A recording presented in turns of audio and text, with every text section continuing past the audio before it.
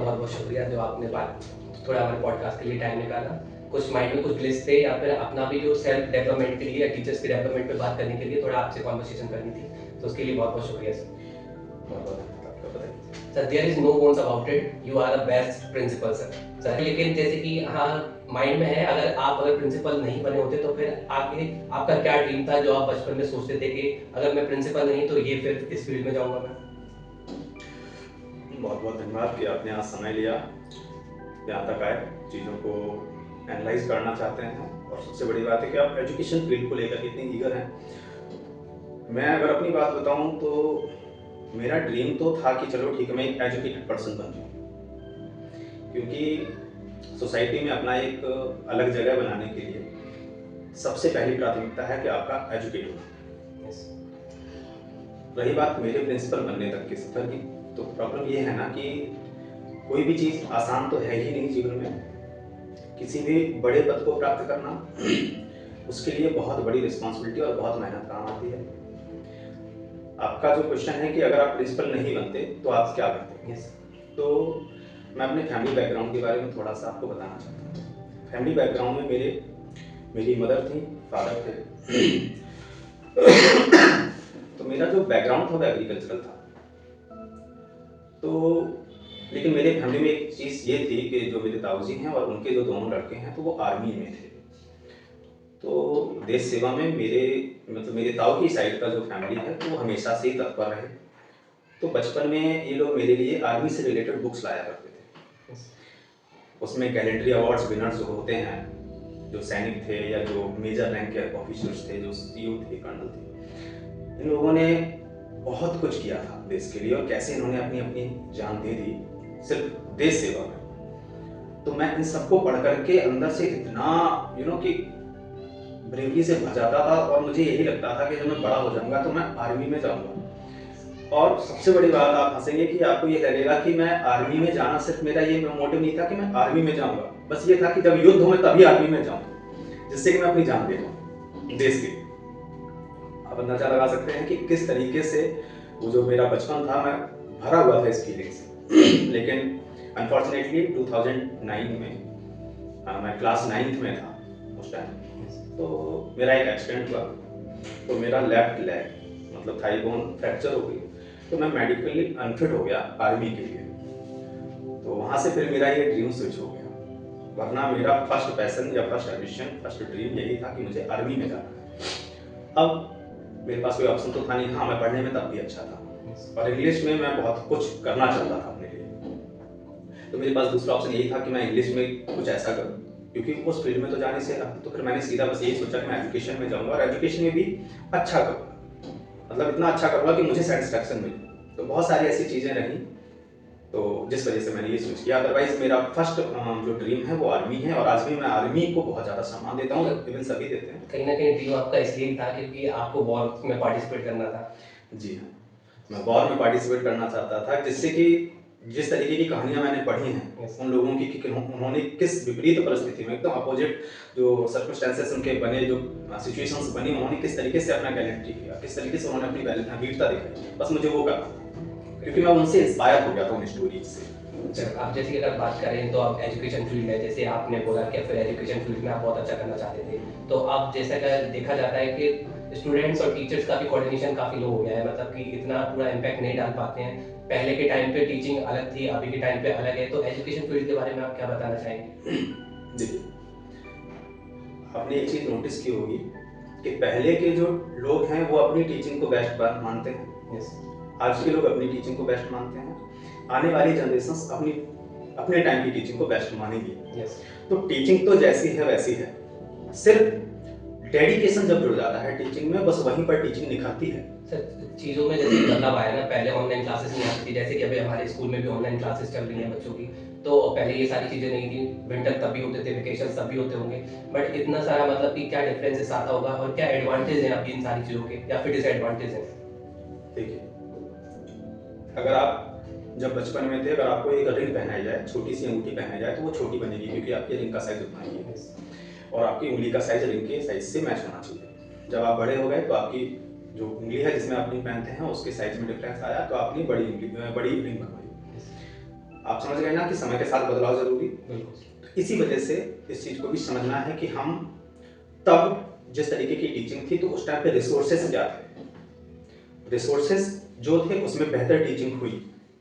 आज रिसोर्सेज जो हैं उसमें भी बेहतर टीचिंग हुई, और कल के दिन अगर जो भी रिसोर्सेज हमारे पास अवेलेबल होंगे उनको अडॉप्ट करके ही चीज़ें की जा सकती हैं। अब हमारे पास रिसोर्सेज नहीं है, दूसरे के पास हैं, तो सीधी सी बात है वो उसको यूटिलाइज करके आगे बढ़ जाएगा। जो लोग आगे नहीं बढ़ पाते हैं सिर्फ वो कंप्लेन करते हैं, उनके पास यही है कि ऐसा कैसे संभव है या हम ऐसा कैसे करें।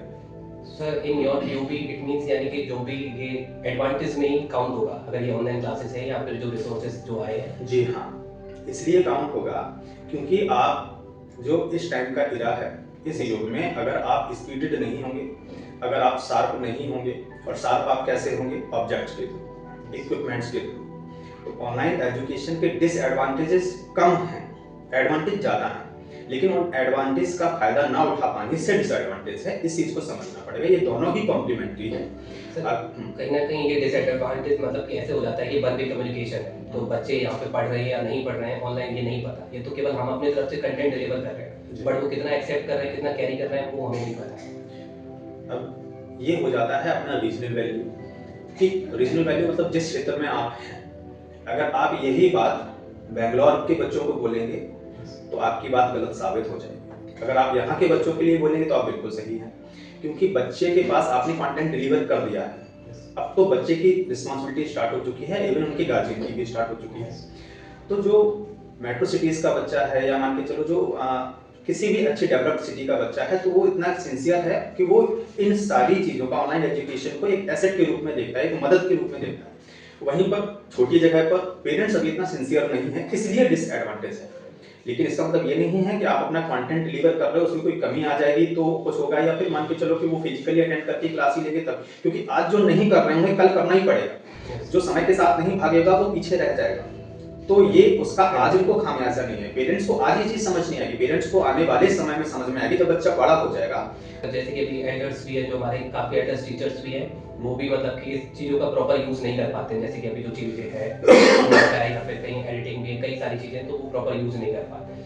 तो कहीं ना कहीं ये सही है, बच्चों को अगर यूज़ करना सिखाएंगे तो आगे के लिए भी बेटर है। हाँ बिल्कुल बेटर है, और this is not a big deal कि टीचर्स नहीं कर पा रहे हैं। एक वर्कशॉप या एक उनका ट्रेनिंग सेशन किया जाएगा तो उसमें सब चीज़ें इजीली हो जाती हैं। बस मैंने कहा क्या बताया कि जिस तरीके से बच्चों को डेडिकेशन होना चाहिए, वैसे टीचर्स को भी लर्निंग का डेडिकेशन होना चाहिए। अगर आप टेक्नोलॉजी से हाथों हाथ नहीं करोगे तो आप पीछे रह जाओगे। सीधी सी बात है, चीज़ें जो चल रही हैं उसको अडॉप्ट करते हुए ही चलना है, अदरवाइज आप अपना अस्तित्व बरकरार नहीं रख पाएंगे। सीधी सी बात। सर जैसा कि अगर बात करें तो जैसा कि यहाँ पे आए तो काफ़ी टीचर्स ने आपके थ्रू बहुत कुछ सीखा है। यहाँ पे मतलब आपने टीचर्स को भी बहुत कुछ सिखाया है, इतने मतलब प्लेटफॉर्म यहाँ पर उनको ऐसा चांस दिए हैं जो अपने आप को भी डेवलप कर सकें। जैसे कि मेरे पास भी सर काफ़ी टैलेंटेड था, मैं मानता हूँ, जो बट लेकिन प्रॉपर प्लेटफॉर्म नहीं था। जिस पुराने स्कूलों में भी मैंने पढ़ा है, बट प्रॉपर चांस नहीं मिल पाता था कि अपने आप को आगे रख सकूँ। यहाँ पे आके काफ़ी ऐसे चांसेस मिले हैं जो अपने आप को शो कर सकते हैं। तो वैसे ही जो टीचर्स भी है ना, काफ़ी वो भी बहुत कुछ सीख रहे हैं। तो ये सारी चीज़ें हैं सर। अभी जैसे हम टीचर और स्टूडेंट्स के सर कोऑर्डिनेशन पे बात करना चाहेंगे कि टीचर और स्टूडेंट का कोऑर्डिनेशन कैसा होना चाहिए इस मतलब अभी के टाइम पे, क्योंकि आप बच्चों को मार नहीं सकते हैं, उनको ज़्यादा डांट नहीं सकते हैं। देखिए, बच्चों को डांटना तो बिल्कुल मना है। डांटना तो आप डांट सकते हो, लेकिन मारना तो बिल्कुल, उनको कॉर्पोरल पनिशमेंट नहीं दे सकते हो, अदरवाइज आप उसमें कहीं ना कहीं प्रॉब्लम में आ जाओगे, क्योंकि गवर्नमेंट आपका साथ नहीं देती है। पहले का समय अलग था, आज का समय अलग है। जैसा कि मैंने पहले भी बताया है कि चीज़ों को जो बदलाव है उनको लेकर के ही चलना है। अब बात आती है कि कोऑर्डिनेशन कैसे बनेगा। तो देखिए, बच्चा कोई भी हो, हर बच्चे के अंदर एक स्पार्क है, एक ऐसी चिंगारी है जो बहुत ही यूजफुल हो सकती है सोसाइटी में। टीचर के अंदर उतना गट्स होना चाहिए कि उस स्पार्क को कैसे पहचाने। अगर आपने हर बच्चे को एक ही सांचे में ढालने की कोशिश की तो आप फेल हो जाएंगे, फिर आपका कोऑर्डिनेशन बनेगा नहीं। इंक्लूसिव एजुकेशन जो हमारे इंडिया में चलता है, समावेशी शिक्षा हम जिसको बोलते हैं, हर बच्चे के पास अपना IQ लेवल होता है, हर बच्चे के पास अपना मेंटल स्टेटस है, हर बच्चे के पास अपना पोटेंशियल है, अलग है। कुछ बच्चा बहुत ही एक्सट्रोवर्ट होता है तो कुछ बहुत इंट्रोवर्ट होता है, लेकिन इसका बिल्कुल मतलब नहीं है कि उसके अंदर कुछ सीखने की क्षमता दूसरे से कम हो सकती है। हाँ, उसका फील्ड अलग हो सकता है, कोई पढ़ाई में बहुत अच्छा होगा तो कोई खेल में बहुत अच्छा होगा, तो कोई पेंटिंग में अच्छा होगा, कोई स्पीच में अच्छा होगा। तो सबके अंदर एक स्पार्क तो है ही ना। सचिन तेंदुलकर को अगर हम सिंगिंग कराते तो हम सचिन तेंदुलकर को आज जानते भी नहीं। सीधी सी बात है, एक टीचर को जिस दिन भी टीचर एक बच्चे के इनर पोटेंशियल को समझ जाएगा, उसके स्पार्क को आइडेंटिफाई कर लेगा, उस दिन वो बच्चा उस टीचर को, आप ये समझिए, उस टीचर को हमेशा रिस्पेक्ट देगा और वहीं से कोऑर्डिनेशन डेवलप हो जाता है। जब बच्चे को ये पता चल गया कि उसका जो अंदर का पोटेंशियल है उसको ग्रोथ मिल रही है, उसको बूस्ट मिल रहा है, टीचर के थ्रू मिल रहा है, बस वहीं से वो टीचर के लिए रिस्पेक्ट आ जाती है उसके अंदर। अब वो किसी चीज में आगे बढ़ना चाहता है, टीचर उसको किसी चीज में आगे ले जाना चाहता है, और अगर वो उसमें नहीं कर पा रहा है तो उसको डांट सुननी पड़ रही है या फिर उसको लग रहा है कि टीचर हमको टॉर्चर कर रहा है, तो बस वहीं से कोऑर्डिनेशन खराब है। कोऑर्डिनेशन का मतलब क्या है कि टीचर बच्चे के मन की बात को समझ, टीचर का रोल ज्यादा है। जी सर, अगर जैसे कि हम बात करें, अभी जो लास्ट मीटिंग हुई थी तब भी ये क्वेश्चन मैंने आपसे पहले भी पूछा था कि बच्चों का जो भी है, बच्चों को कैसे पढ़ाना चाहिए, दबाव से या प्रभाव से। तब आपने बोला था कि बहुत से, अगर हमारे टाइम पे भी पनिशमेंट होती थी और काफ़ी जैसे कलेक्टर है या जज भी हैं जो पनिशमेंट को के साथ ही आगे बढ़े। हम भी टीचर्स हैं, हमें भी कई बार टीचर से पनिशमेंट मिली है, तो बट अब वो टाइम चेंज है, तो दबाव काम आएगा या प्रभाव काम आएगा? देखिए, मैंने आपको वैसे भी बोला है कि दबाव का रूप कौन सा है। सबसे बड़ी बात यही समझना है, दबाव हम किस रूप में देना चाहते हैं। आज की डेट में अगर पीएम भी बैठा है तो दबाव में तो है, अगर एक आईएएस भी बैठा है तो उस पर भी किसी ना किसी का दबाव है।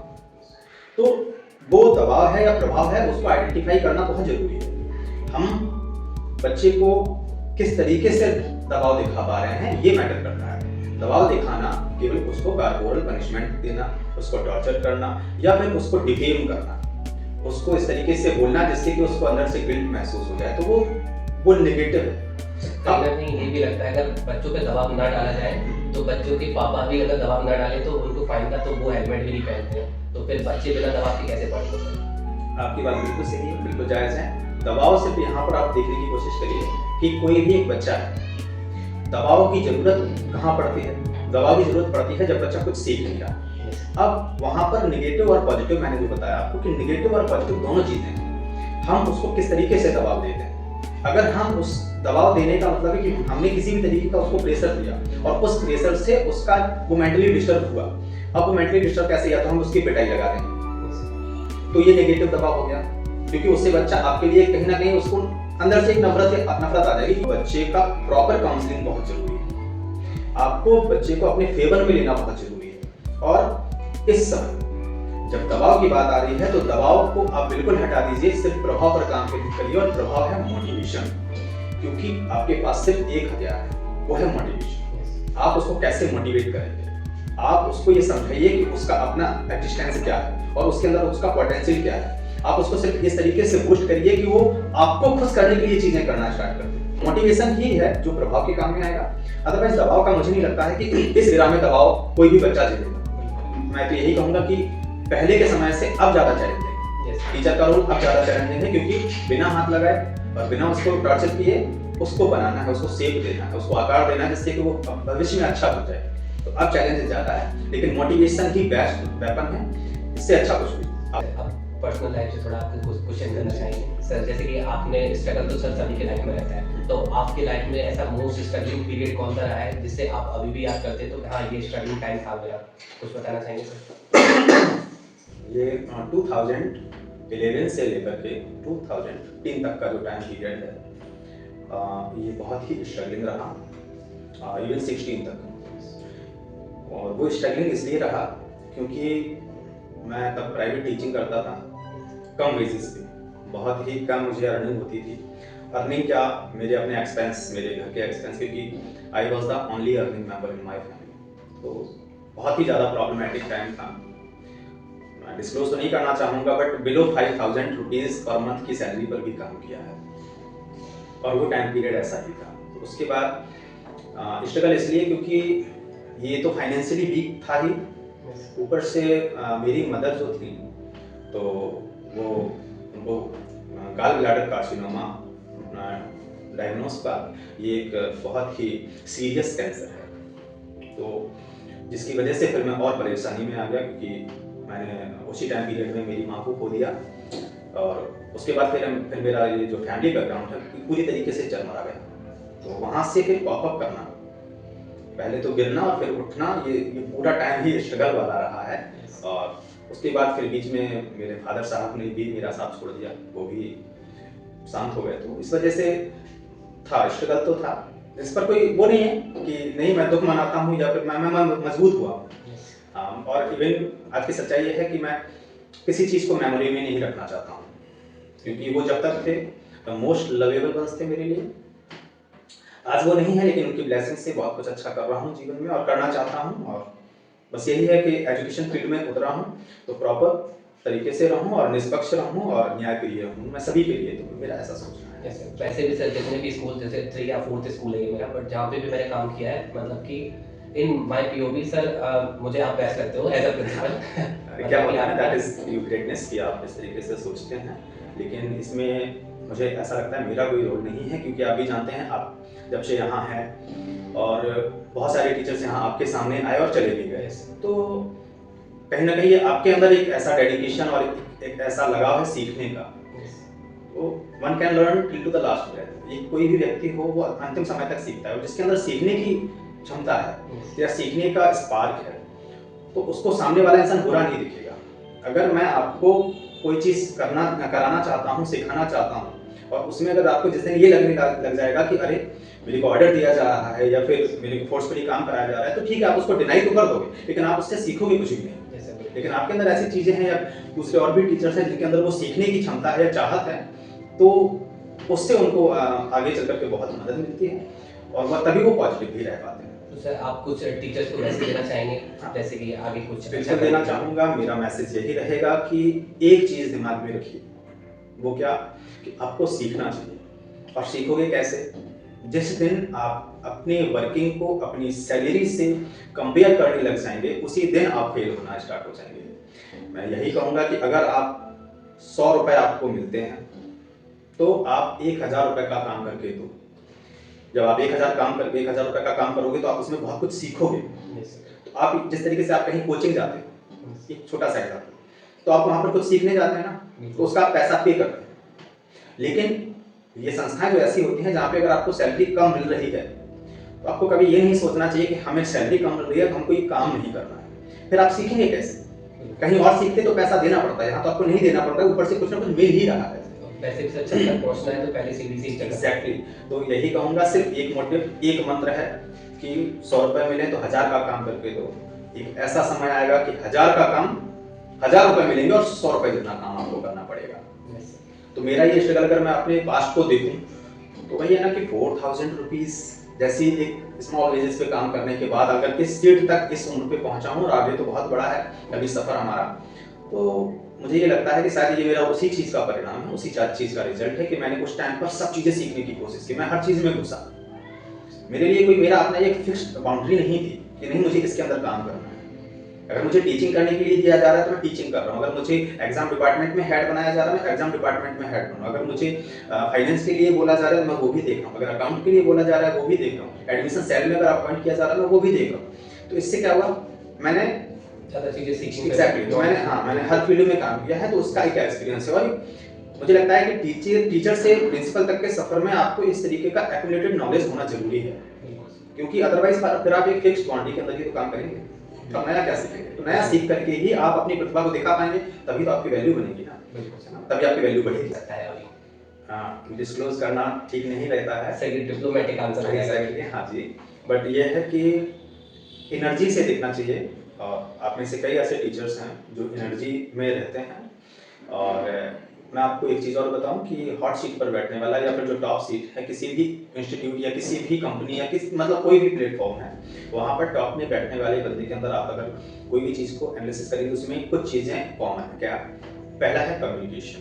फर्स्ट ऑफ ऑल आपको एक ऐसा व्यक्ति बनना चाहिए जिसका कम्युनिकेशन बहुत इम्प्रेसिव हो, आपकी बात लोगों तक समझ में आए, आपकी बात को लोग इजीली समझ पाए, उनको मेहनत ना करनी पड़े। तो आप इजी अंडरस्टैंडेबल हो, आप इजी कम्युनिकेटर हो, आप स्लो कम्युनिकेटर हो। अगर आपके पास नॉलेज है और आप उसको स्पीड में डिलीवर कर देते हो, तो वो आपकी क्षमता को क्या दिखाती है कि बहुत अच्छी क्षमताएं नहीं है, कहीं ना कहीं आप अपनी बात से जल्दी से हटना चाहते हो। नहीं, समय लेकर के बोलना और समय लेकर के सोचना, ये दोनों चीजें एक अच्छे कम्युनिकेटर के लिए बहुत जरूरी है। दूसरा, डेडिकेशन। कभी भी अच्छी सीट पर बैठने वाला बंदा डेडिकेशन से फ्री नहीं रहता है, उसके पास फुल डेडिकेशन होता है। वो जब तक काम करता है उस संस्था में, वो हमेशा उसी लगन के साथ काम करता है, डे 1 से लेकर के डे लास्ट तक। तो डेडिकेशन बहुत इंपॉर्टेंट है। तो भी टॉप सीट पर बैठेगा, उसको बियॉन्ड द टाइम लिमिट काम करना पड़ता है, और ये उसके अंदर ही आ जाता है, तभी वो कर पाता है। अदरवाइज अगर एक प्रॉपर बाउंड्री टाइमिंग में भी लगा दिया जाए तो फिर कैसे काम होगा? फिर तो आप सोचना बंद कर दोगे ना उस फील्ड में। इसलिए कुछ ना कुछ अलग सोचना पड़ेगा। क्वेश्चन वही है सर, अभी भी फिर भी अगर देखा जाए मतलब क्वेश्चन ये था सर, ऐसे टीचर्स में मतलब फिर भी थोड़ा बहुत पोटेंशियल लगता होगा आपको जो कुछ कर सकते हैं आप। देखिए, नॉट ओनली वन सर, और भी टीचर्स हैं काफ़ी सारे। हालांकि सर आप नहीं दे सकते जवाब ऐसे सर। मैं बिल्कुल भी नाम नहीं लूँगा किसी का भी। बस मैं ये कह सकता हूँ कि जरूरी नहीं है कि कोई उम्र में बड़ा हो और एक्सपीरियंस हो तो वो किसी भी नेतृत्व को संभालेगा।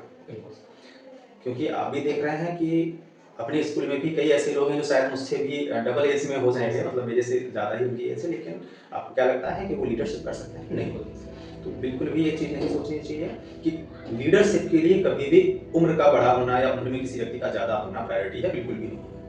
हाँ, आपके अंदर स्किल, आपका शार्प होना, आपका इनर्जेटिक होना बहुत इंपॉर्टेंट रोल प्ले करता है। सर ऐसे भी बोला जाता है age just a number, Exactly, हाँ, age cannot decide the potential of that particular guy, particular female or male that who can handle the seat. Yes sir, एक क्वेश्चन यहाँ से एक और जनरेट होता है, जैसे कि आप कई बार कोर्ट हमने पढ़ा है, single piece of paper kind decide your future. तो अब जैसे सिंगल पीस ऑफ पेपर से जो मार्कशीट आती है वही तो डिसाइड करते हैं कि आगे चल के हमें क्या करना है। विदाउट ये पेपर वर्क के लिए हमें कहीं और भी वर्क नहीं मिलता है। स्किल्स इंपॉर्टेंट है या फिर एजुकेशन फील्ड में फिर ये single piece of paper important? देखिए, ये सिंगल सीट ऑफ पेपर वाला जो कोर्ट है, ये इंडिया के लिए तो नहीं है, ये पूरे विश्व के लिए है। ठीक है ना? तो ये क्यों ऐसा बोला गया, उसका रीजन समझिए, थोड़े वास्ट अमाउंट में समझिए और डाइवर्सिटी के साथ समझिए। अगर हम इसको इंडिया के साथ कंपेयर करें तो बात अलग है, तो शायद ये चीज गलत भी हो जाए। लेकिन अगर हम वही ऐसी कंट्रीज के साथ जहां पर टैलेंट को तवज्जो दी जाए, मार्कशीट को नहीं, मुझे ऐसा लगता है कि इंडिया का जो एजुकेशनल कल्चर है इसमें बहुत बड़े रिफॉर्म्स की जरूरत है। सिंगल सीट ऑफ पेपर बिल्कुल भी नहीं डिसाइड कर सकता है आपका फ्यूचर। एग्जाम्पल को समझिए, मैं साल भर पढ़ाई ना करूं और मैं एग्जाम में जाकर के बैठ जाऊं और मुझे प्रॉपर एसेट मिल जाए, हेल्प मिल जाए, तो मैं तो रैंक लाऊंगा ना। तो फिर कैसे डिसाइड हुआ? नहीं हुआ ना। सिंगल सीट ऑफ पेपर कैसे डिसाइड कर देगा? ये मार्कशीट में ही कैसे डिसाइड कर देगी कि मैं एलिजिबल हूं किसी चीज के लिए या नहीं? सर जैसे कि कई सारे जैसे कि वर्कर्स भी हैं या फिर हमारे इलेक्ट्रीशियंस हैं जो आसपास कहीं पे भी आप नॉर्मल शॉप खोल लेते हैं, उनको प्रॉपर नॉलेज होता है बट उन्होंने कोई आईटीआई नहीं किया, फिर उन्हें कोई प्रॉपर नॉलेज नहीं है, फिर भी वो बहुत अच्छा वर्क करते हैं। Exactly, skill based learning. हम लोग एकेडमिक बेस्ड लर्निंग करते हैं, हम स्किल बेस्ड लर्निंग कहाँ करते हैं? आप चाइना का एग्जांपल ले लो, चाइना के किंडरगार्टन में आप कभी जाइए तो वहां पर वो आपको रट्टू तोता नहीं बनाते हैं। सर मैंने वीडियोस देखी हुई हैं, बच्चे उसमें सिलाई सीख रहे हैं, बच्चे कारपेंटिंग सीख रहे हैं, बहुत सारी चीजें, तो वो उनको स्किल्ड कर रहे हैं, हम एजुकेट कर रहे हैं। हाँ, हम केवल यहाँ का ज्ञान केवल बॉक्स में ही है, यहाँ पे बोर्ड तक है। हमारे यहाँ पे जिस तरीके से रिजर्वेशन में क्या होता है कि कास्ट सिस्टम जो आप समझते हो, कोई 70 मार्क्स ला करके सिलेक्ट हो जाता है, कोई 84 मार्क्स ला के भी सिलेक्ट नहीं हो पाता है कास्ट सिस्टम की वजह से। और आप याद करिए कि अगर 84% वाला जो बच्चा है उसको अमेरिका जैसे देश हायर कर लेते हैं, क्योंकि उन्होंने क्या लिया? टैलेंट लिया। और यहाँ पर क्या हो गया? हमने क्या लिया? हमने रिजर्वेशन के थ्रू उस कैंडिडेट को ले लिया। तो इसीलिए तो कह रहा हूँ कि एक बहुत बड़ा रिफॉर्म होना बहुत जरूरी है सर। लेकिन ये भी तो है, जैसे कास्ट बेसिस पे जो भी होता है तो फिर वो अपनी सीट के लिए लड़ते हैं, हम अपनी सीट के लिए लड़ते हैं। वो उनको जो टोटल सीट्स होती है उन्हें डिवाइड कर दिया जाता है उनके लिए, जैसे कि 50 सीट्स है, हमारे लिए भी 50 है, तो हम अपने के लिए लड़ते हैं, वो अपने के लिए लड़ते हैं। बात वो लड़ने की है ही नहीं। अभी आप और कैटेगरी डिवाइड कर दीजिए, पहले जनरल, एससी, एसटी, ओबीसी और भी करते चले जाइए, सब अपने अपने लिए लड़ेंगे। पर आप ये बताइए कि जो सबसे नीचे होगा, अगर वो 20 to 25% में सिलेक्ट होने वाला है, उसका अपना क्राइटेरिया 25 से 20 से 25% में अगर वो ले आएगा तो उनको भी एक सीट मिल जाएगी, ऐसा अगर डिसाइड किया जाए, तो क्या वो टैलेंटेड है? सपोज मैं एक आपको आप समझ रहे हो ना, स्कूल ही है, उसमें 6 टीचर रखने हैं बट 5 को नॉलेज है और 6 वाले को नॉलेज नहीं है, फिर भी उसको सिलेक्ट कर लिया गया पढ़ाने के लिए। हाँ, क्यों? क्योंकि वो उनकी नॉर्म्स में आ रहा था, ये उनके बनाए हुए रूल्स रेगुलेशंस में वो फिट हो रहा था, इस वजह से उसको ले लिया गया। आपको रिजर्वेशन देना है, आप इकोनॉमिक कंडीशन देख करके दे सकते हो, जो कि इंडिया में इसलिए एजुकेशन सिस्टम में बहुत बड़ा रिफॉर्म होना चाहिए, जहाँ पर स्किल बेस्ड और टैलेंट के बेस पर ही चयन होना चाहिए। सर एजुकेशन बेस अगर हटा भी तो काफी सारे टॉपिक्स हैं बात करने के लिए, बट सर अब बहुत बड़ा वीडियो हो जाएगा। फिर कभी देख लीजिए। Thank you so much sir for giving your precious time.